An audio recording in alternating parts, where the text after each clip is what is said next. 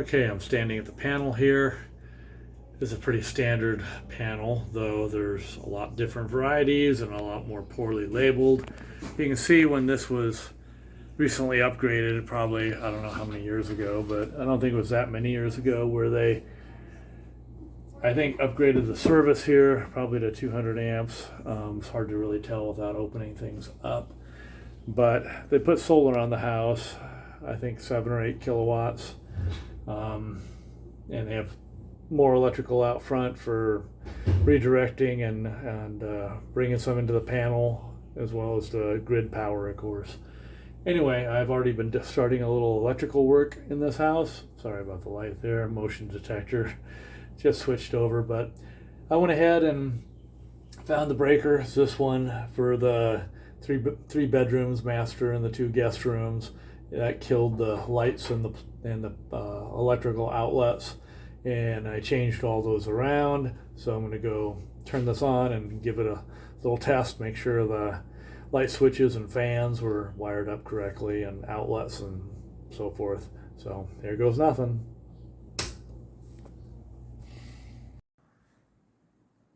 Okay, this is 1 guest room. I'm going to just test the light switches and fan switch here.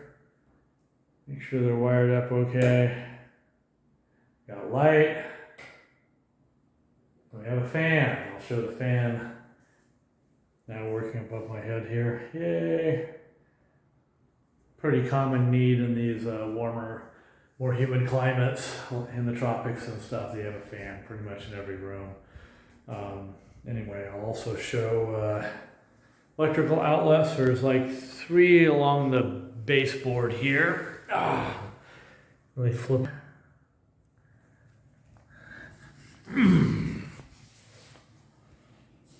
So a quick simple test is getting one of these great little tools. I have another tool that I use for a quick test too, for safety. But this one, they even document on the top here what the correct position and all the incorrect positions are for these 3 little lights here. So if it's wired up right and you've got a ground on it too, then these 2 right yellow lights will light up and the red will stay dimmed. So let's see what we get. 2 yellow, no red. Good. That's correct. And I'll do the rest for a quick test in this bedroom and the other bedrooms. So as you can see, the homeowners and Judy got the old cabinets that were up here down. I think they have other plans for this wall to do something a little more creative, and they don't lose much storage space, so that's part of their vision for this property. And you can see the kitchen, all the cabinets are removed, and our goal is to also cut out some of the little toe kick area and down below here, but rebuild it in a way that it still stays kind of strong, so we can get a dishwasher in there and punch the drain and water supply line from under the sink there.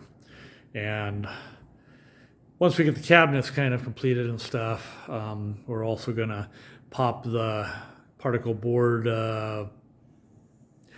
table countertop. That's what I was looking for. The countertops, including for the little island area here too. We got a little island at this end of the kitchen, at this corner. And so we're going to look at the different approaches we're going to take to placing granite in here. I brought my wet saw and grinding tools, polishing tools and stuff. So we're going to try to get the granite in. We'll show how we're doing it, what we're doing. And hopefully a new under-mounted farm sink too is kind of a goal. But I don't think we've really identified one yet. But I'm sure Tessa will find one soon. Okay, here we go, changing out an outlet. You can see how this one's like been painted off-white, and it's got a brown receptacle behind here that's been half painted white of some sort. So you begin by removing the faceplate with the little center screw. At least most of them are in the center. Usually I like the control of a hand screwdriver. It's harder sometimes with this little power guy to do the more delicate work that needs to be done, and it's easy to break things from the excessive power. Now, these have a little paint on them sometimes. You gotta try to break them off. It looks like this is coming off real easy. So you can see behind here, this is like an almond color. We want to be consistent and have a nice, clean, crisp white throughout the house. So we got the same outlets and face plates here. And we're putting them everywhere in the house where there's anything different. And pretty much everything is different. And so, first thing you do is you can either do the hand one, or this is one time where unscrewing with the power drill is advantageous, can save you quite a bit of time if you can get it started and under control, right? You can see how quickly that just popped right out. And the other screw is out. And the other thing I like to do is just one more safety check before I start working with potentially live wires. Nope, looks like that. Oh, a little breaker that I threw did the trick. So I just pull this out a bit so I can work with the wires. I like to do the little finer stuff by hand. I don't know, call me old-fashioned, but sometimes this little high power thing just gets out of control and it's hard to maneuver sometimes. But you'll see typically the black hot wires are on one side, the power, the outlet, and on the other side is the two neutral wires, and there's usually a ground. Yeah, but with really old houses, you may not find a ground. You may have some old wiring. This is fairly modern 20th century wiring from 1963. Looks like it's in good shape, so I haven't had any reason to rerun any wiring yet. Anyway, go ahead and take the hot wires off first. You could just clip them off and then restrip the insulation off of them if you want, but I hate shortening a already fairly short wire, so I'll go ahead and just unscrew these. I've been doing that for all of these in this house. Don't want to make the wire shorter. It is short enough.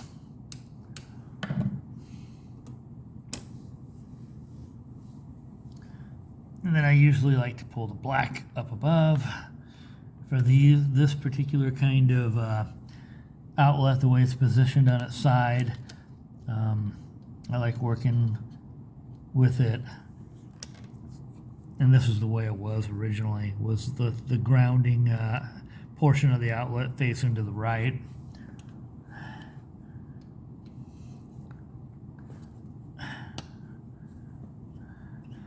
Anyway, I'm removing the ground wires.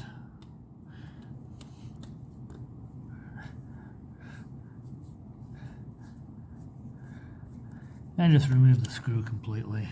I'm going to be throwing this outlet away anyway. It's just so old. And so many of them in this house I've already ran into where you sneeze on them and they just crack and break and shatter. So I've already had to work with a number of sharp little shattered pieces trying to disassemble these little guys. And it can be a pain. It can slow you down quite a bit too, trying to get them unscrewed and taken apart when they're falling apart in your hands in pieces.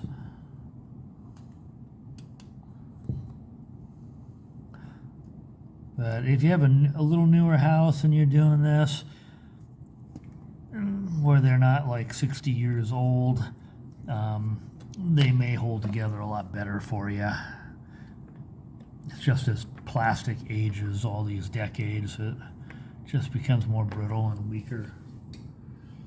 And of course it could be the UV, the humidity in the tropics here. Don't know, I'm not much of an expert in that kind of thing about the chemistry of plastics.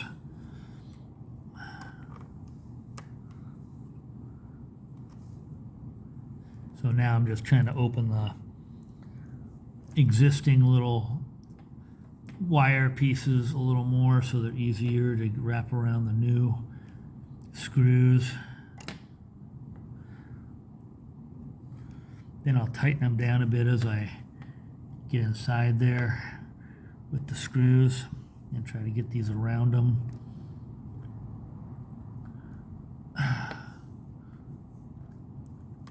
And last but not least, okay, now I take the new guy. I like to just start with the ground wires first. You can see I'm just trying to shove them in any way I can because they are kind of stubborn, especially when there's two of them like this.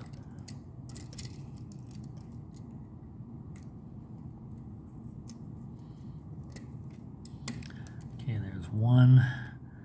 Hopefully get the other one here in a second. Okay, I think I did.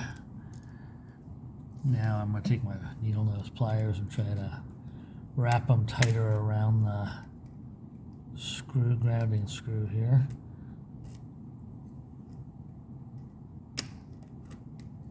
Oops, they're coming out instead of getting tighter.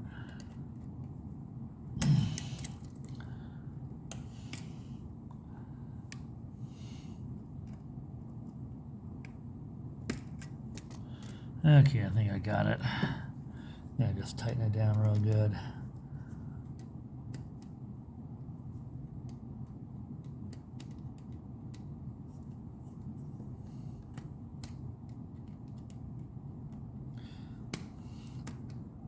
And by the way, if you need a little more space under the head of the screw to get these wires around it, you can always unscrew the screw a little more, get you a little more space sometimes when they're really too tight. Okay, so I'm going to want this one because I'm going to place it this way. I want this white wire, which will go on the silver two screws, and that's for the neutral. I like to have that one there. This one here, and then I'll again try to tighten them down with the needle nose pliers so they'll position underneath the screw head a little better. Same with the other one, and then tighten them down. Again, the lighter silver goes to the neutral. This is pretty standard. Tighten that down again. The other one. So when I flip them around, they should be, you can see how they're kind of crisscrossing each other here.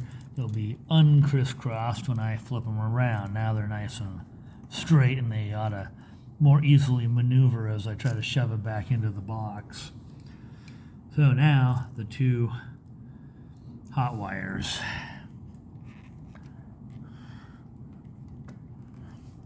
And again, sometimes you just gotta play with straightening these out, opening them a little wider, just to try to get them around that and underneath that screw head.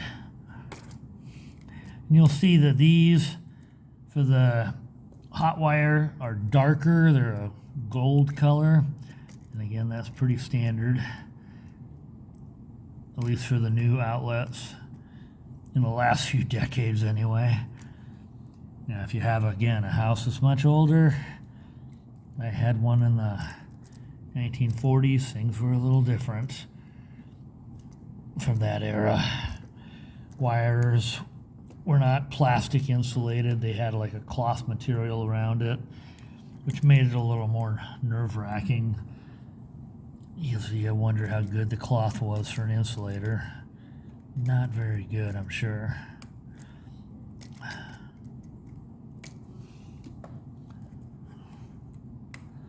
Okay, so I got those in a nice good position underneath the screw head. Tighten them down.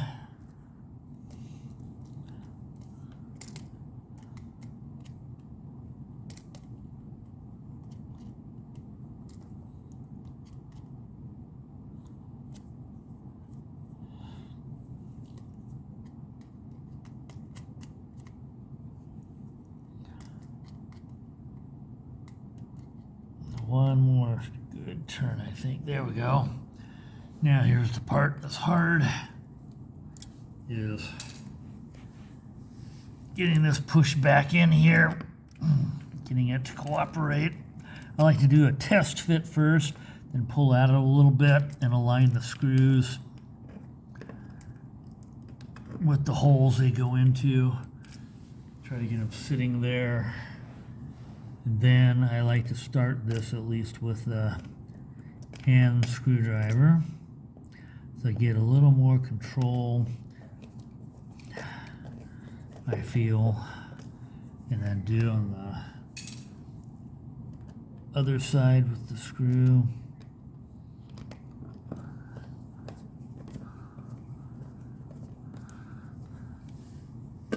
And then you can finish up real quick with the power guy.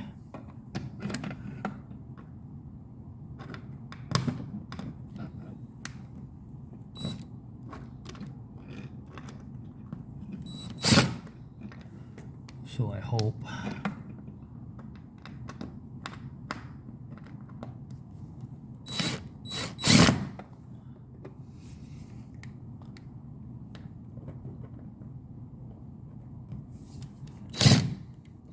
You know, some days when you're working in tight confines, it's just a lot easier to just do it by hand.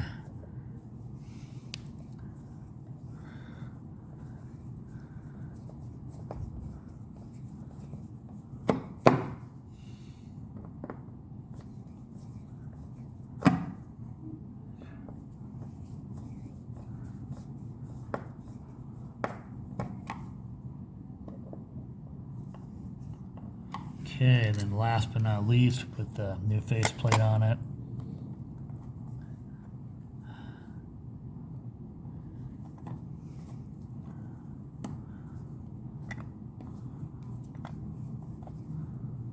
And there we go.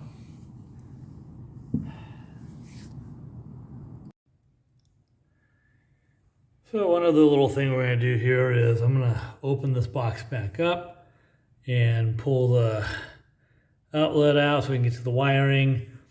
And you see this little funky wire here. It goes out through a little hole here to the outside patio where there's an outdoor covered electrical box with a couple outlets there. And it's right down at this level near the ground. Anyway, a couple safety issues. Just being so close to the ground is bad, especially when the rainwater is really flying all over the place, or a bad storm. But also this exposed wire like this is just really bad. And I've looked at different ways to try to run it through a conduit here.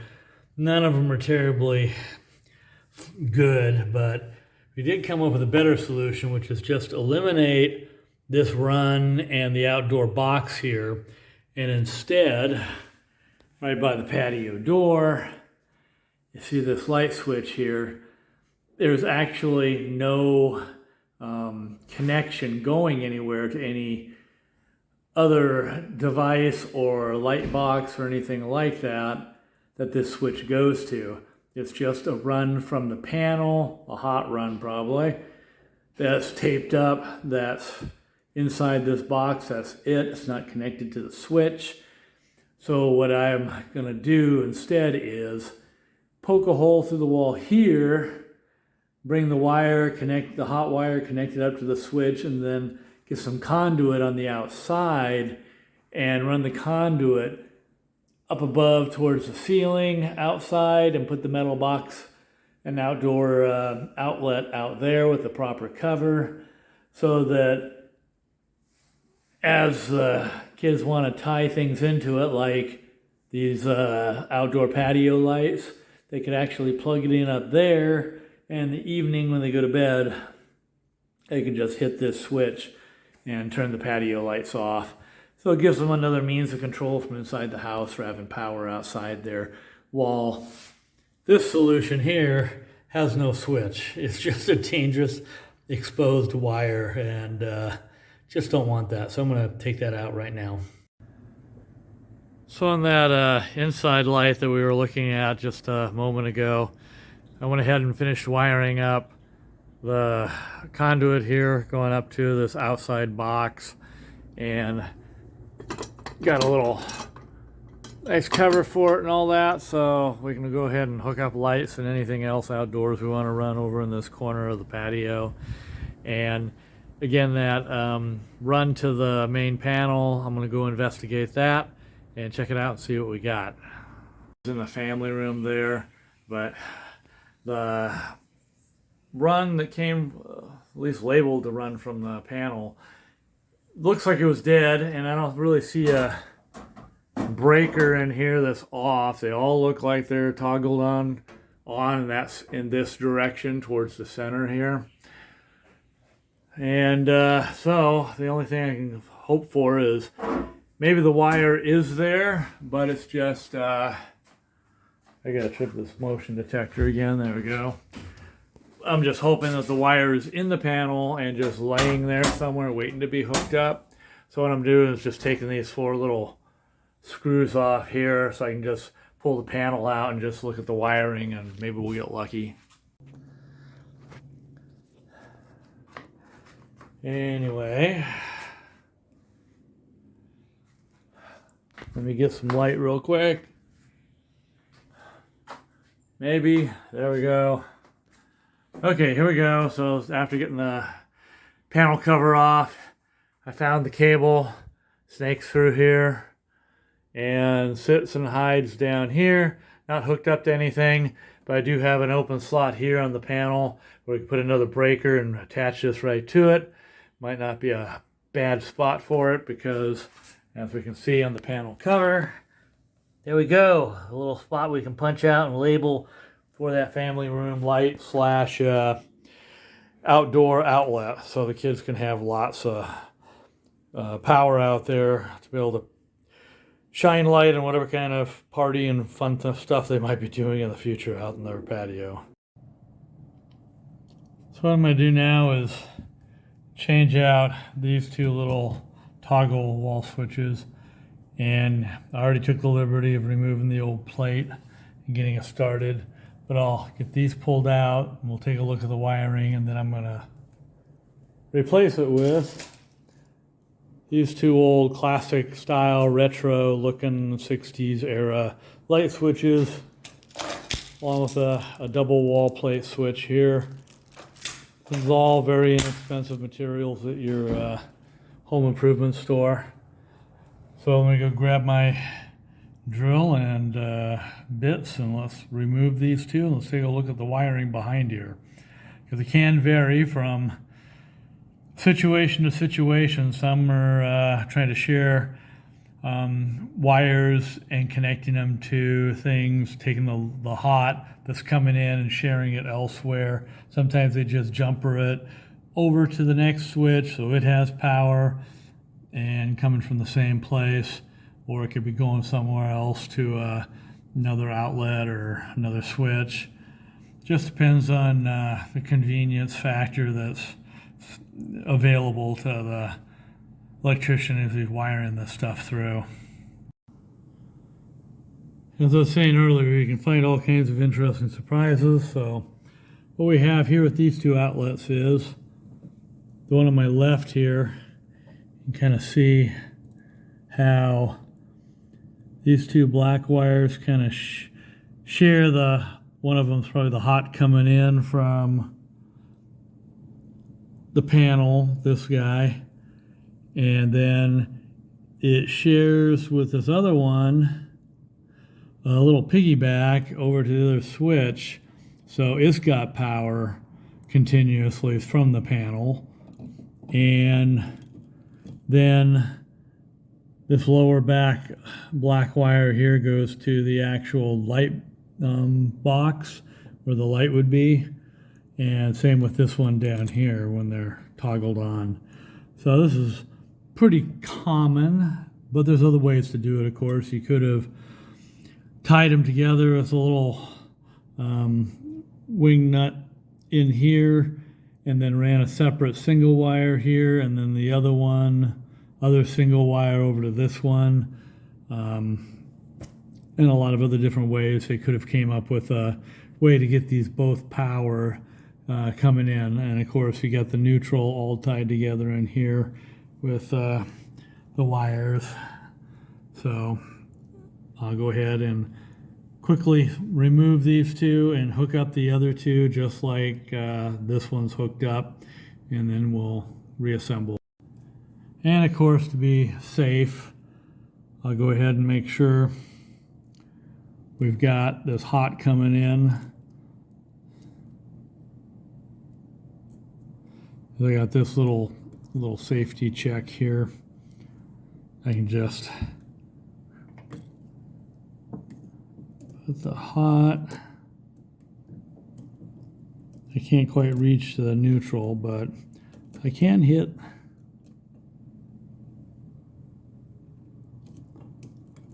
the hot and the ground here.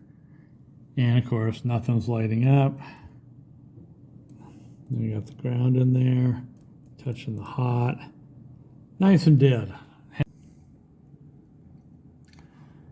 So here we go on this particular set of light switches. We've got both of these in place now, feeling pretty solid. Just got to get the nice finishing touch of the wall plate in place, and I'll have that ready in just a sec. And here we are, done, completed.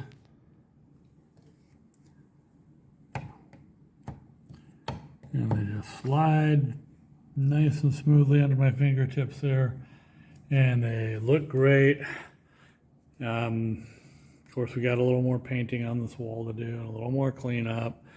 The owners, I know, want a different kind of color. I don't think they've selected their color yet, but there will be a lot of painting to be done to really make these rooms pop. But getting the electrical changed out while we can is a good opportunity to make things splash even more. I love that it's green because usually we find brown ones. Yeah, we bought brown. So one of these things the happy homeowners got here, they got a special pet, little green gecko or chameleon or whatever they call them, that likes to sneak into the house here and travel around. He's pretty harmless. You have to name him. Thank you for watching an episode of Nature Preserve Life in Mountain Air, New Mexico. If you'd like to follow along and support our channel, please press the subscribe button and gong that bell to be notified. After all, it's free. Free is a very good price. In the future, we will plan to focus our episodes on our eco-friendly build of earthen construction and dark night astronomy, that big guy there, and tourism of the regional area, as well as establishing a Patreon account for the sole support of wildlife in Deer Canyon Preserve. So stay tuned. Cheers.